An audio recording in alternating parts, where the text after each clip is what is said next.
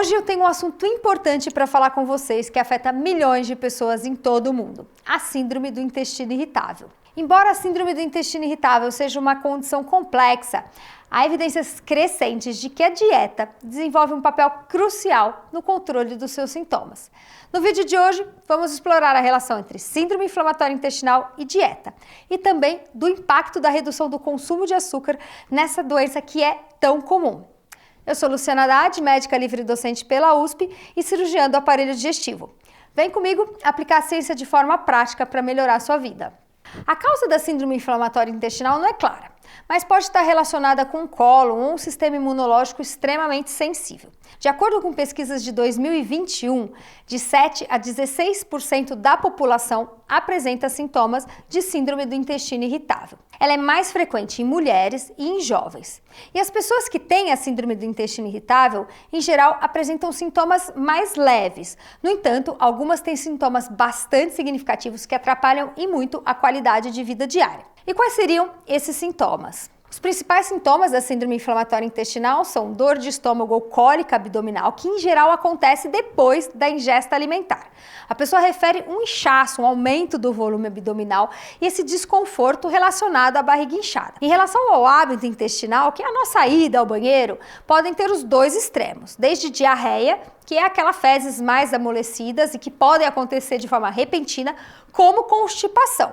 E muitas vezes as pessoas oscilam entre esses dois comportamentos, ou seja, tem episódios de diarreia seguidos de fases de constipação, onde a pessoa passa alguns dias sem conseguir evacuar. Além disso, as pessoas podem apresentar surtos, ou seja, tem uma época que ela está super bem, intestino funcionando direitinho, digestão ok, sem cólica, sem distensão, e em alguns períodos onde ela tem todos os sintomas associados. E, em geral, as pessoas começam a perceber a relação com ingesta de algum alimento que piora esses sintomas. Outras coisas menos frequentes, mas que pode acontecer, são problemas relacionados, por exemplo, com o nosso xixi, o hábito urinário. A pessoa pode ter mais vontade de fazer xixi, uma vontade repentina, uma sensação de que ela não conseguiu esvaziar completamente a bexiga. E muitas vezes as pessoas não relacionam esse sintoma urinário com síndrome inflamatória intestinal.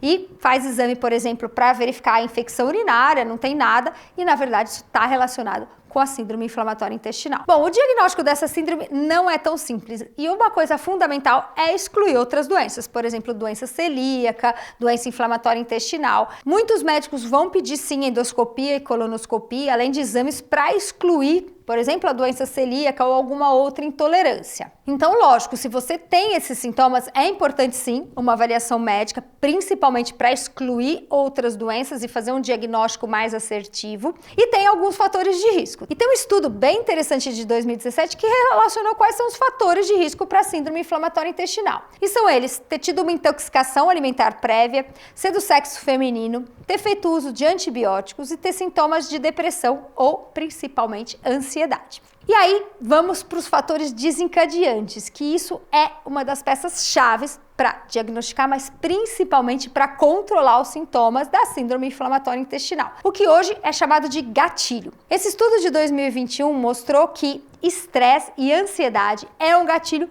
muito importante para os sintomas de síndrome inflamatória intestinal. Hoje a gente já sabe que existe uma relação muito próxima entre o sistema nervoso e o nosso intestino. A gente sabe, por exemplo, que quando a gente está mais ansioso, nervoso, por exemplo, antes de uma prova ou de uma apresentação importante, é comum ter cólica e muitas vezes aquele piriri que faz com que a gente precise sair correndo para o banheiro. Isso evidencia essa ligação direta que existe entre o nosso sistema nervoso central, que controla o nosso sistema digestivo através do sistema nervoso autonômico, que é a ligação nervosa do nosso cérebro com nossos órgãos. Isso significa o quê? Que o estresse pode afetar nosso intestino, deixando mais hiperativo. E essa hiperatividade do sistema digestivo está relacionado com os sintomas da síndrome inflamatória intestinal. E qualquer mudança, às vezes pequena, para quem tem essa maior sensibilidade, pode se manifestar com os sintomas que eu já falei. A barriga fica mais distendida, o intestino funciona um pouco mais rápido, tem cólica e tudo isso está relacionado então com episódios de estresse e ansiedade. Agora, tem uma questão que também é super importante e que a gente pode trabalhar, que é a dieta. Muitas pessoas percebem que alguns alimentos desencadeiam ou pioram esses sintomas. Muitas vezes ela nem tem o diagnóstico da síndrome inflamatória, mas ela percebe que alguns alimentos causam distensão ou mau funcionamento do intestino. Então, esses gatilhos podem variar entre as pessoas, mas já foi identificado por uma série de estudos alguns alimentos que mais frequentemente estão relacionados à manifestação de sintomas da síndrome inflamatória. E entre eles, principalmente carboidratos. E são carboidratos chamados oligosacarídeos fermentados, disacarídeos, monossacarídeos e polióis. Nome complexo. Por isso os cientistas apelidaram de food maps. O que são food maps? Exemplo, feijão, sorbitol, xilitol, que são esses adoçantes, algumas cebolas e outros vegetais, alguns alimentos lácteos. Mas o que acontece em relação aos food maps é que a lista é bem extensa, envolve, por exemplo, vários grãos, várias frutas, mas a intolerância é individual. Então, uma pessoa, por exemplo, que não se dá bem com a cebola, não é a mesma que não vai se dar bem com a lentilha ou com o feijão. Então, o importante é que você comece a observar, e isso vai ser feito depois no final do vídeo. Eu vou dar uma dica da melhor maneira para você identificar os seus gatilhos, para que você consiga depois aprimorar a sua dieta para resolver o seu problema da síndrome inflamatória. Bom, e o açúcar? O açúcar é um ingrediente meio onipresente nas dietas, inclusive porque as frutas têm açúcar através da frutose. E vários carboidratos, na verdade, são compostos de açúcar. Mas também tem o açúcar adicionado, presente aí na maioria dos doces e em alguns alimentos, como por exemplo esses sucos industrializados. E a gente sabe que o açúcar está especialmente relacionado à síndrome inflamatória intestinal. Então, o consumo excessivo de açúcar vai piorar sim os sintomas. Tem muita frequência de inchaço, aumento de gases e diarreia para vários indivíduos que também têm síndrome inflamatória intestinal com outros alimentos. Então, o açúcar é um componente comum que leva a um desequilíbrio para a maioria das pessoas, porque ele afeta a nossa microbiota intestinal, causando um crescimento excessivo das bactérias que vivem lá no nosso intestino e que são responsáveis por piorar esses sintomas. Então, o açúcar muda a nossa flora, piora a qualidade da nossa flora e faz com que essas bactérias, que não são as ideais para estarem presentes no nosso intestino, tenham um crescimento exagerado, produzindo mais toxinas, liberando mais gases e causando sintomas associados à síndrome inflamatória intestinal. Então, uma das orientações comuns aos pacientes que apresentam esses sintomas de síndrome inflamatória intestinal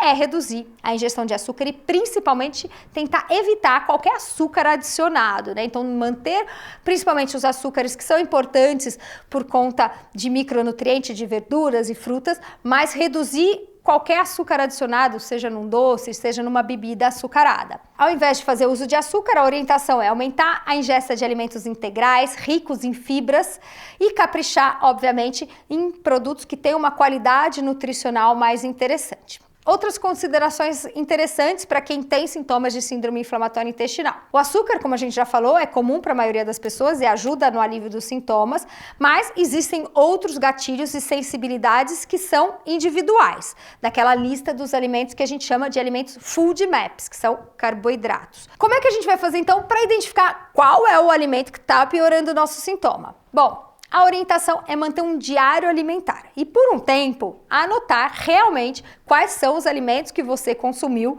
e se você apresentou ou não algum sintoma. Depois de um tempo, você vai conseguir identificar que aquele alimento foi o gatilho para a piora do seu sintoma. Então, se por exemplo, toda vez que você faz ingesta de lentilha ou de feijão, ou uma pipoca, ou por exemplo, um alimento que contém leite, tem muita gente que tem intolerância e isso leva à distensão e piora dos sintomas da síndrome inflamatória intestinal. Então, por um período, manter esse diário alimentar e, obviamente, ter a ajuda de um profissional. Então aqui, além de um profissional médico, um gastroenterologista que vai te acompanhar, pode ser também interessante ter o acompanhamento de um nutricionista que vai ajudar você a identificar quais são esses alimentos que estão piorando os seus sintomas. Bom, e além da alimentação, tem outras questões que também são importantes para o tratamento da síndrome inflamatória intestinal. E uma delas é a modificação do estilo de vida. Juntamente, então, com as mudanças na alimentação, a adoção de certas questões que modificam o seu modo de vida.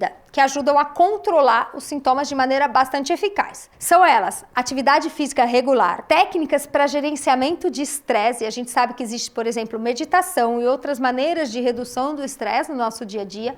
Um sono adequado é bastante importante, e essa abordagem multidisciplinar vai ser muito importante para o gerenciamento dos sintomas dessa doença. A gente sabe que não existe um medicamento que trate a síndrome inflamatória intestinal. Outras questões: redução da cafeína. A cafeína é um estimulante que pode piorar sintomas intestinais, e também a redução da ingesta alcoólica, que também piora sintomas da síndrome inflamatória intestinal. E por fim, para quem fuma, parar de fumar, que o cigarro também se mostrou um fator de risco para piora de sintomas. Concluindo então, a síndrome inflamatória intestinal é uma condição bastante complexa e que afeta de forma bastante significativa a vida das pessoas, e é muito frequente. Muita gente, inclusive, não tem o diagnóstico da síndrome, mas apresenta esses sintomas ao longo da vida.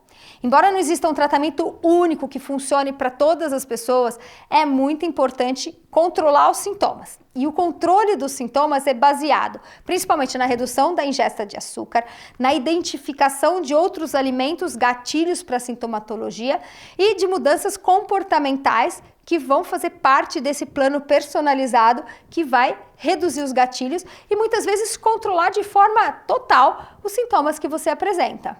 Bom, se vocês estão procurando uma equipe multidisciplinar que consiga integrar todos esses aspectos que são super importantes de mudança, não só da sua alimentação, como outras maneiras de controlar, por exemplo, uma doença tão frequente como essa, na Lite você vai encontrar. Espero que vocês tenham achado essa informação importante e útil. E se vocês tiverem alguma dúvida, com certeza é muito importante que vocês procurem uma orientação, um profissional que possa te ajudar.